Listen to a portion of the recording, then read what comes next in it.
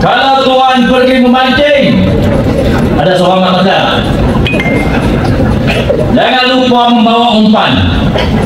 Kalau tuan tak mau kena kencing, jangan undi kerajaan Ahmad Maslan. Kalau tuan pergi memancing, pancing puyuh di tepi sawah. Kalau tuan tak mau kena kencing, jangan undi parti orang langgar sumpah. Kalau tuan pergi memancing, dapat haluan gulai dengan kebun. Kalau tuan tak mau kena kencing, jangan undi puak. Buka mulut bohong, buka mulut bohong. Kalau tuan pergi memancing, mari memancing ikan kerapu. Kalau tuan tak mau kena kencing, jangan undi kononnya ada formula tapi merapu. Kalau tuan pergi memancing, sorang-sorang kita tok. Pesisir pantai, laut terbuka. Kalau tuan tak mau kena kencing, jangan undi parti dalamnya banyak pokok.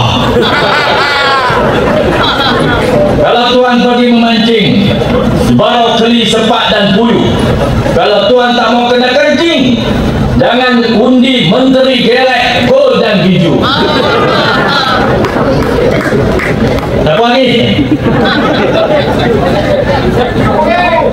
Kalau tuan pergi memancing, jangan duk ajak ngakomi. Kalau tuan tak mau kena kencing, jangan undi menteri. Depan Melayu cakap lain, depan Cina cakap lain. Kalau tuan pergi memancing, dapat ikan buat kenduri. Kalau mau kerajaan yang tidak meruncing, Perikatan Nasional sudah mari.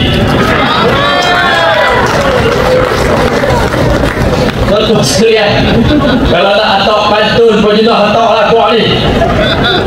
Semua tak kena tuan-tuan. Semua ada penyakit. Apakah malangnya negara kita?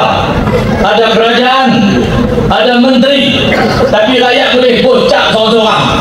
Semua tak bagus. Kononnya dulu ada formula macam-macam. 25 tahun bukan sat tau.